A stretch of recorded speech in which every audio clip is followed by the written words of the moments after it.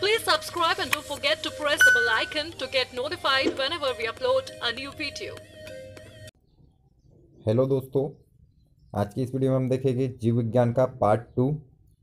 उम्मीद है आपको जो पहले का वीडियो है फर्स्ट पार्ट आपको वो अच्छा लगा होगा और इसी टाइप के प्रश्न आपको रेलवे एनटीपीसी ग्रुप डी और एमपी पुलिस की एग्ज़ाम में आपको ये मिल जाएंगे, क्योंकि जो बेसिक पुराने क्वेश्चंस होते हैं वो अब ज़्यादा नहीं आते। इस टाइप के नए क्वेश्चंस आते हैं जो कि बुक्स में अवेलेबल है पर हम लोग उसको पढ़ते नहीं हैं।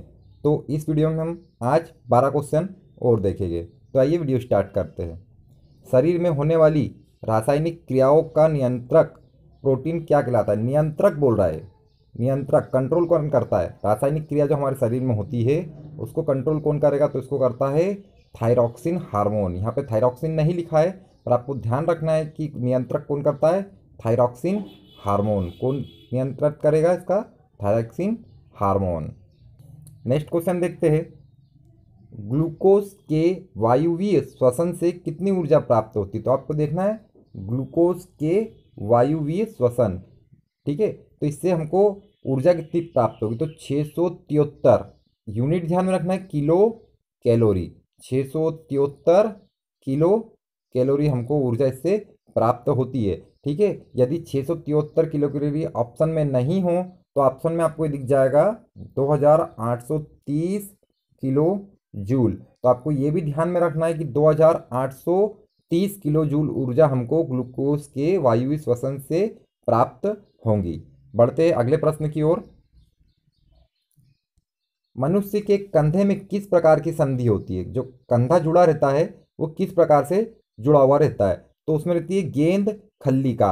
अब देखिए, आप एक बॉल टाइप में रहता है और एक कटी हुई बॉल रहती है होलो, उसके अंदर ये बैठा हुआ रहता है और आप अपने कंधे को देखोगे तो आपको एहसास हो जाएगा कि ये इसी प्रकार से बैठा हुआ है। तो उसको हम क्या बोलेंगे? गेंद खल्ली का। मनुष्य के कंधे में किस प्रकार की संधि है, किस प्रकार का जोड़ है? तो गेंद खल्ली का। नेक्स्ट प्रश्न है, मानव हृदय में रक्त परिसंचरण का सही क्रम क्या है? तो ये सबसे पहले दायां आलिंद, फिर दायां निलय, फिर पल्मोनरी धमनी फेफड़े, फिर पल्मोनरी सिरा, बायां निलय, बायां आलिंद, महाधमनी। ये याद नहीं होता है, इसलिए मैं आपको एक डायग्राम बनाकर यहाँ पर बता देता हूँ। तो सबसे पहले हमको यहाँ पर एक दिल बनाना पड़ेगा। इसको 4 भागों में बांट दिया मैंने। ये राइट वाला भाग है और ये लेफ्ट वाला भाग है। ये ऊपर वाला आलिंद है, ठीक है, दोनों आलिंद।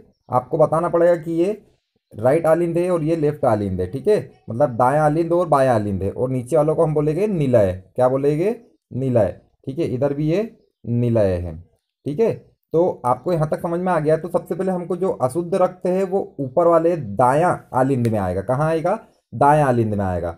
ये देखो आया, इधर से दायां आलिंद में आया। उसके बाद वो जाएगा दाएं निलय में। कहाँ जाएगा वो? दाएं निलय में जाएगा। फिर यहाँ से एक धमनी यहाँ पर रहेगी, इसका नाम रहेगा पल्मोनरी धमनी। आपको ध्यान में रखना है कि जो पल्मोनरी धमनी होती है उसके अंदर अशुद्ध रक्त आता है, क्योंकि देखो अशुद्ध रक्त आएगा, यहाँ भी निलय में भी अशुद्ध रक्त आएगा और पल्मोनरी धमनी में भी अशुद्ध रक्त रहेगा।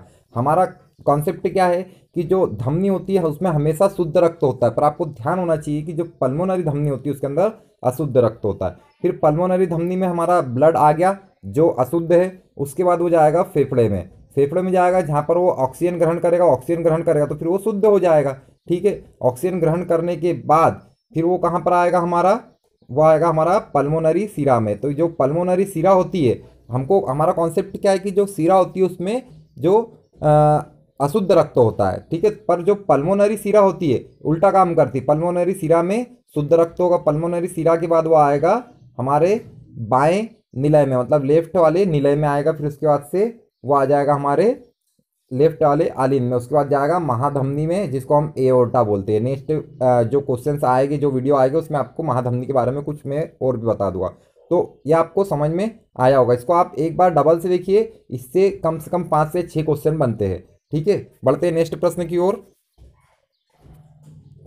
वह कौन सा हार्मोन है जो इंसुलिन के विरुद्ध काम करता है? भैया इंसुलिन के विरुद्ध, इंसुलिन तो हमको पता है, इंसुलिन के विरुद्ध कौन सा हार्मोन काम करेगा? तो ये ध्यान रखना है, इसका नाम है ग्लूकेगॉन। इसका नाम क्या है? ग्लूकेगॉन। ग्लूकेगॉन एक ऐसा हार्मोन है जो इंसुलिन के विरुद्ध काम करेगा। इंसुलिन भी एक हार्मोन है, ठीक है, और इंसुलिन के विरुद्ध काम करने वाला ग्लूकेगॉन है। ठीक है, इसका विलोम मान सकते हैं आप इसको। ठीक है, नेक्स्ट है कार्बन डाइऑक्साइड के संवहन के समय प्लाज्मा और आरबीसी के मध्य जो क्रिया होती है उसको क्या बोलते हैं? तो देखो, जब हमारा जो शरीर में कार्बन डाइऑक्साइड वाला रक्त होता है, ठीक है, जब वो बहता है तो जो हमारा आरबीसी और प्लाज्मा के बीच में कौन सी क्रिया होती है? तो हम उसको बोलेंगे विसरण। आपको ध्यान में रखना, उसको हम बोलेंगे विसरण। बढ़ते नेक्स्ट प्रश्न की ओर। यह है सुमेलित कीजिए, मतलब कि सही सही बताइए। ठीक है, पहला है हार्मोन। तो हार्मोन इनमें निम्न में से कौन सा है? तो टेस्टोस्टेरोन। कौन सा हार्मोन है? टेस्टोस्टेरोन।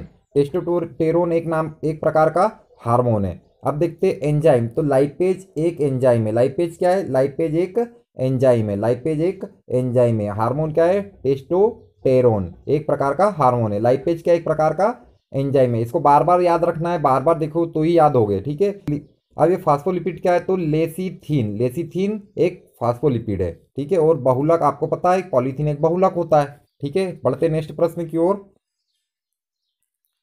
रुधिर की नाड़ी दर किससे मापी जाती है?